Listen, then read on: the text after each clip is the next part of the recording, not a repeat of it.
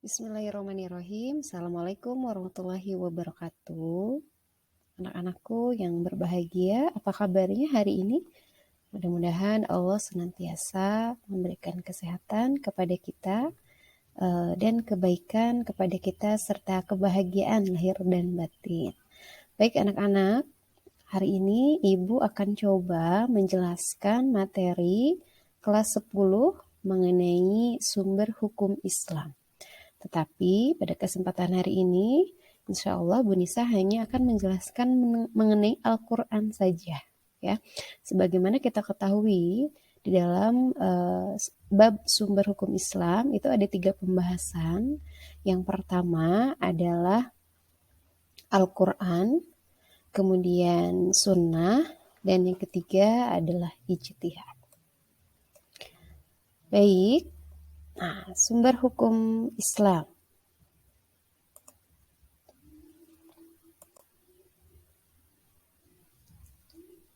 Anak-anakku, nah kenapa kita harus belajar sumber hukum Islam? Ini nih yang menyebabkan materi ini menjadi penting harus kita pelajari. Yang pertama, agar kita meyakini bahwa Al-Quran, hadis, dan ijtihad sebagai sumber hukum Islam. Yang kedua, menunjukkan perilaku ikhlas dan taat beribadah sebagai implementasi pemahaman kita terhadap kedudukan Al-Quran, hadis, dan ijtihad. Ya, jadi nanti kita itu bisa menunjukkan sikap atau perilaku yang mengimplementasikan atau mengukur seberapa banyak gitu ya pemahaman kita dalam memahami sumber-sumber hukum Islam. Kemudian yang ketiga, kita nanti mampu menganalisis kedudukan Al-Quran, kemudian hadis, serta ijtihad sebagai hukum yang ada di dalam agama Islam. Dan yang terakhir, kita mampu mendeskripsikan macam-macam hukum yang berada di dalam sumber hukum Islam. Ya. Baik, anak-anak. Nah, coba kalian perhatikan, di situ ada beberapa gambar yang bisa kalian amati. Ya, yang pertama, kita lihat ada seorang anak laki-laki ya sedang melihat sesuatu ya, melihat gambar di mana di sana ada jalan menuju kepada aturan-aturan Islam. Ya.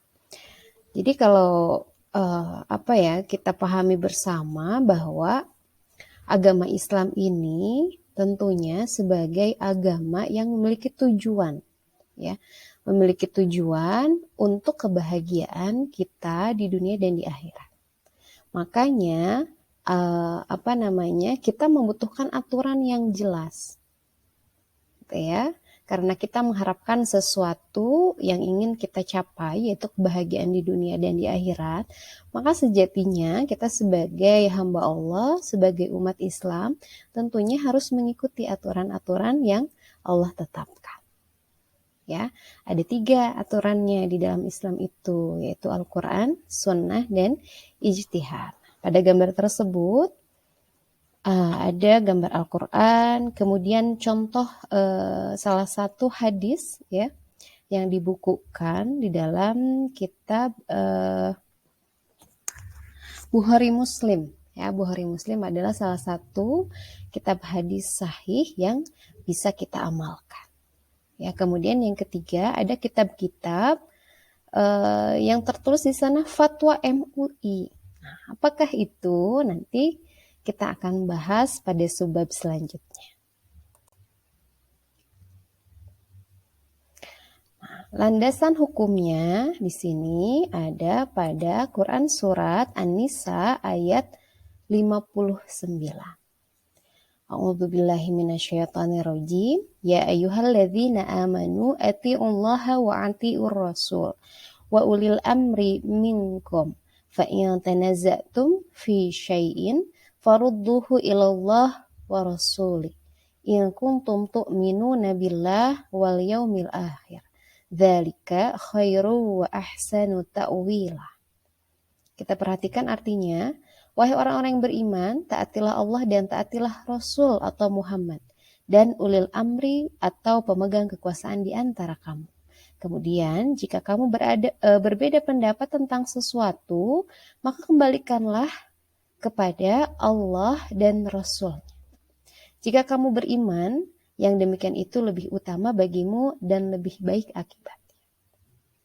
Nah, anak-anak, kalau kita perhatikan dan kita analisis kandungan yang tersirat dari Quran Surat An-Nisa ayat 59 itu adalah perintah Allah kepada kita sebagai umat Islam. Apa perintahnya?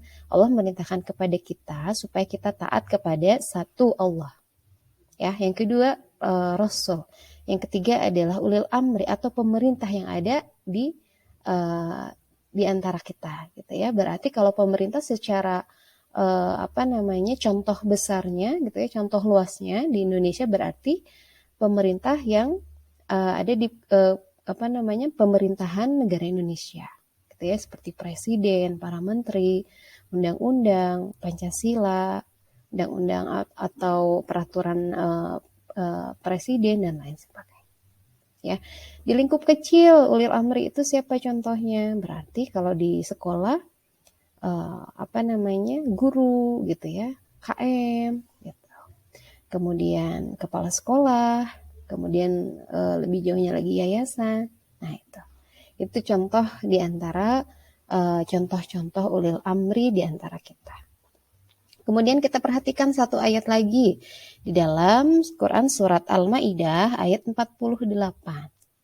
Kita perhatikan artinya.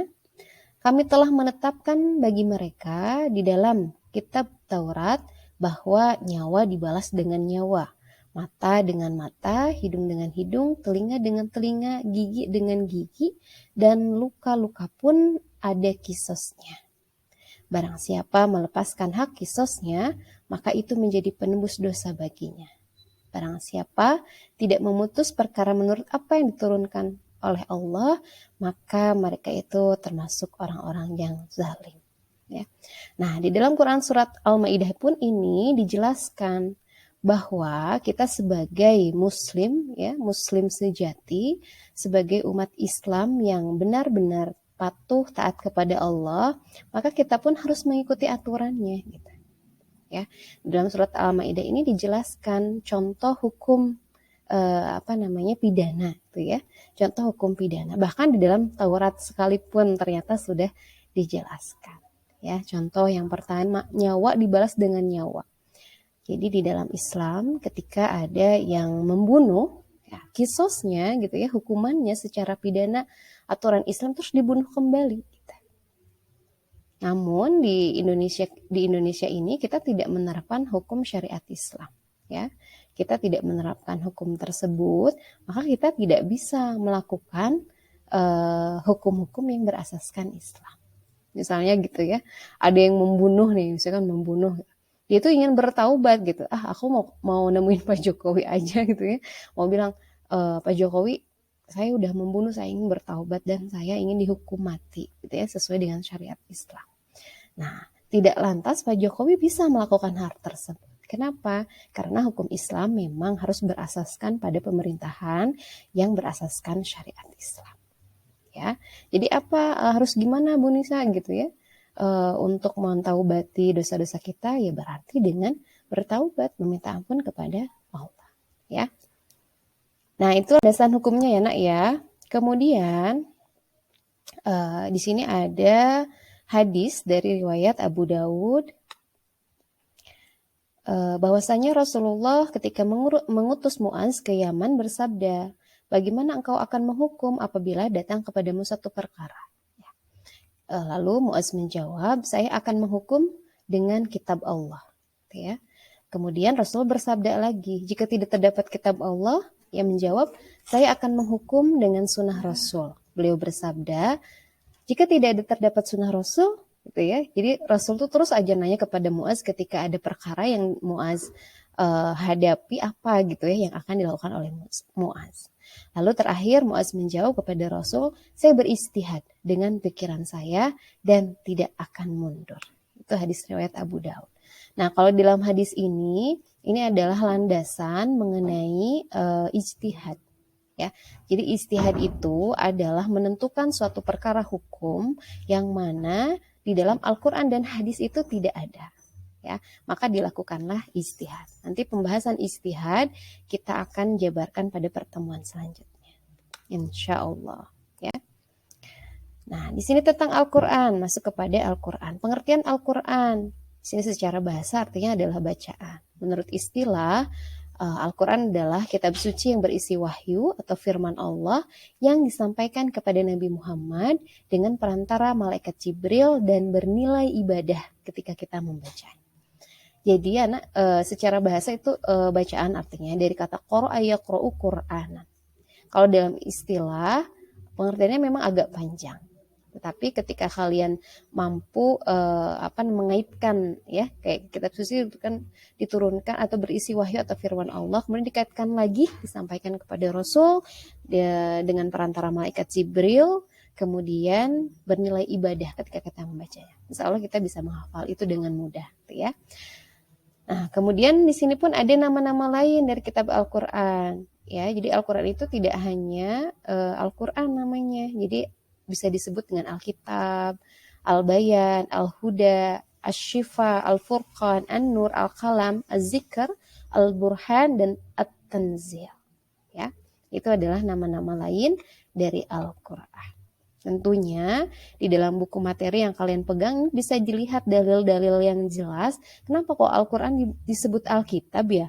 Gitu ya, kayak kitab Injil juga kan Alkitab disebutnya, ternyata Al-Quran pun disebut dengan Alkitab. Itu ada ya di dalam buku materi yang kalian pegang. Selanjutnya, nah, kedudukan dan fungsi Al-Quran. Ketika Al-Quran dijadikan sebagai satu pedoman untuk menunjukkan kepada kita cara atau jalan atau peraturan-peraturan yang akan membawa kita kepada kebahagiaan tidak hanya di dunia tetapi juga nanti kehidupan kita yang abadi di akhirat, maka pasti memiliki fungsi dan kedudukan, gitu ya. Kedudukannya sebagai sumber hukum Islam yang pertama dan utama, ya, dan terjamin keasliannya. Tidak mungkin Allah berdusta, tidak mungkin Rasulullah berdusta, itu sudah sangat jelas ya, bahwa Al-Quran itu merupakan wahyu yang terjaga isinya. Keasliannya, gitu kan. Kemudian bahkan usia gitu ya, bukan usia ya, pemakaiannya gitu ya. Itu abadan selamanya sampai akhir zaman. Ya. Kemudian fungsinya seperti apa? Fungsinya yang pertama sebagai petunjuk dan pedoman hidup bagi umat manusia dalam mencapai kebahagiaan hidup di dunia dan akhirat. Yang kedua sebagai obat penawar bagi orang-orang yang beriman. Kok bisa ya seperti itu? Bu Nisa, aku kadang suka galau, ya gegana gitu ya. Gimana caranya supaya Al-Quran bisa menjadi teman terbaik? Maka bacalah terjemahannya. Sebetulnya banyak sekali pelajaran yang Allah ajarkan kepada kita dalam keadaan apapun kondisi kita. Itu bisa kalian temukan di dalam Al-Quran. Ya. Kemudian yang ketiga, sebagai penyempurna dari kitab-kitab Allah yang diturunkan kepada para rasul sebelumnya. Contohnya seperti apa, gitu ya. Jadi maksud dari pernyataan yang ketiga ini, jangan kita artikan bahwa berarti aturan-aturan yang Allah turunkan dulu tidak sempurna gitu ya, tidak sempurna dong gitu ya. Maksudnya tuh kenapa tidak sempurna? Nah, maksud dari penyempurnaan ini adalah ada syariat-syariat yang memang dulu tidak disampaikan kepada nabi-nabi sebelum Muhammad, ya, maka syariat-syariat itu disempurnakan di dalam kitab Al-Quran. Contohnya apa? Sholat 5 waktu. Dulu memang ada sholat gitu ya, tapi mungkin tidak seperti sekarang umat Nabi Muhammad. Saum ya, dulu juga ada saum, tapi mungkin tidak seperti yang sekarang. 1 bulan Ramadan full kita saum gitu ya. Kemudian isi kandungan Al-Quran. Nah ini yang terakhir, isi kandungan Al-Quran itu ada apa saja? Yang pertama ada mengenai akidah, keyakinan. Ya, di dalam Al-Quran jelas bahwa rukun iman itu sangat dibahas di sana. Kemudian syariah, hukum-hukum, aturan-aturan kayak tadi tentang pidana, hukuman kisos, gitu ya, itu ada juga di dalam Al-Quran. Hukum cambuk, hukum rajam, ya, untuk orang-orang pezina ada di dalam Al-Quran. Ya, orang-orang munafik hukumannya seperti apa ada di dalam Al-Quran. Fasik, kafir ada di dalam Al-Quran. Ya. Kemudian mengenai akhlak dan etika, perilaku kita sebagai manusia yang memang tidak harus baik hanya kepada Allah saja, tetapi kita pun harus baik dalam kehidupan sosial kita. Ya, jadi ibadah vertikal dan ibadah horizontal itu memang harus baik. Hablum minallah dan hablum minan nas. Itu ada di dalam Al-Quran tentang etika. Ya. Kemudian yang keempat, kisah-kisah umat terdahulu. Nah, banyak ya, mungkin kalian juga pernah baca kisah Yunus, kisah Musa, Ibrahim, Sulaiman, Maryam, ya, itu ada di dalam Al-Quran. Kemudian yang kelima, berita-berita tentang akhir zaman yang akan datang. Nah, ini luar biasa, ini pun bisa menjadi pengingat bagi kita. Nah, kalau kalian misalkan ingin mudah, baca juz 30, baca artinya. Coba satu juz aja baca, itu pasti banyak sekali tentang berita-berita akhir zaman. Kemudian yang terakhir, prinsip dan hukum-hukum yang berlaku bagi alam semesta termasuk manusia yang ada di dalamnya. Ya, tentunya ketika kita diciptakan menjadi khalifah ya di bumi, maka pasti ada prinsip dan hukum-hukum yang harus kita ikuti dengan benar. Ya, supaya kita tetap berada dalam pijakan yang baik. Ya. Nah, itu anak-anak, terakhir isi kandungan Al-Quran. Nah, di sini ada beberapa pertanyaan yang nanti bisa kalian isi ya nak ya. Yang pertama, bagaimana sih kita bisa menerapkan hukum-hukum Al-Quran dalam kehidupan sehari-hari? Kemudian, apakah yang menjadi indikasi seseorang sudah meyakini hukum Islam di dalam kehidupan? Ya. Kemudian yang terakhir, apakah yang terjadi jika kita meyakini dan melaksanakan hukum-hukum Allah? Ya, dan sebaliknya, apakah yang terjadi apabila kita meninggalkan, bahkan tidak pernah melakukan hukum-hukum Allah, terutama yang ada di dalam Al-Quran? Baik, anak-anak, itu saja untuk hari ini. Semoga bermanfaat dan menjadi wawasan ilmu di dalam pemahaman kita terhadap agama kita sendiri, yaitu agama Islam. Baik, terima kasih. Assalamualaikum warahmatullahi wabarakatuh.